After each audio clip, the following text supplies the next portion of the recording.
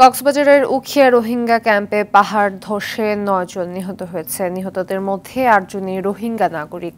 সকালে এই দুর্ঘটনা ঘটে। নিহতরা হলেন উখিয়া রোহিঙ্গা ক্যাম্প ৮ ইস্টের মোহাম্মদ হারেস, ক্যাম্প 1 ওয়েস্টের পুটনি, ক্যাম্প 10 ব্লক এফ এর মোহাম্মদ কালাম, সেলিনা খাতুন, আবু মেহের, জয়নব বিবি, ক্যাম্প 9 এর মোহাম্মদ হোসেন আহমেদ ও তার স্ত্রী আনোয়ারা বেগম এবং স্থানীয় বাসিন্দা আব্দুল করিম। নিহতদের লাশ ময়নাতদন্তের জন্য হাসপাতালে পাঠানো হয়েছে। এদিকে ঘটনার পর ঝুঁকিপূর্ণ এলাকার বাসিন্দাদের নিরাপদ আশ্রয়ে সরিয়ে নেওয়া হচ্ছে বলে জানিয়েছে কক্সবাজার জেলা প্রশাসন।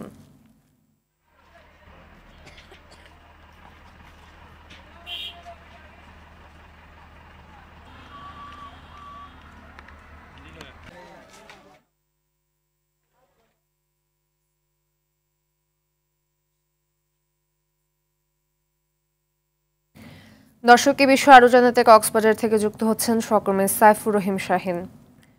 শাহিন, রোহিঙ্গা ক্যাম্পে পাহাড় ধসে মৃতের সংখ্যা বেড়েছে কিনা, আর সেই সঙ্গে যুক্ত করবেন যে এই ঘটনা আসলে আহত কতজন, সর্বশেষ খবর জানাবেন। ফাতিমা, আপনি যেটা জানতে চেয়েছেন, এখনো পর্যন্ত আরেকজনের নিহতের তথ্যটা এখনো নিশ্চিত করা যায়নি। তবে আমরা উপজেলা নির্বাহী কর্মকর্তা তানভীর হোসেনের সাথে কথা বলেছি। তিনি ৯ জন মৃত্যুর কথা এ পর্যন্ত স্বীকার করেছেন এবং তার মধ্যে রয়েছেন একজন স্থানীয়, সে ৬ষ্ঠ শ্রেণীর থাইংকালী উচ্চ বিদ্যালয়ের ছাত্র, এবং বাকি ৮ জন হচ্ছে রোহিঙ্গা নারী, পুরুষ ও শিশু।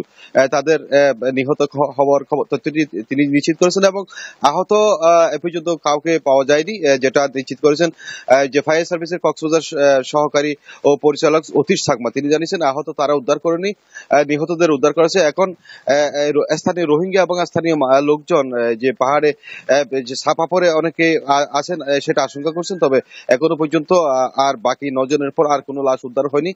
তো গতকাল রাত থেকে ভারী বর্ষণের কারণে ভোর ৪টার দিকে এই যে পাহাড় ধসের ঘটনা ঘটে এবং ভোর ৬টার দিকে ফায়ার সার্ভিস এবং স্থানীয় প্রশাসন, এফিবিএন পুলিশ সহ এই যে লাশগুলো উদ্ধার করতে সক্ষম হয়। মর্গে লাশগুলো এখন রয়েছে, আমরা সর্বশেষ যে তথ্যটা পেয়েছি। তো ফাতিমা, কক্সবাজার থেকে হচ্ছে আমার সর্বশেষ তথ্য। ধন্যবাদ।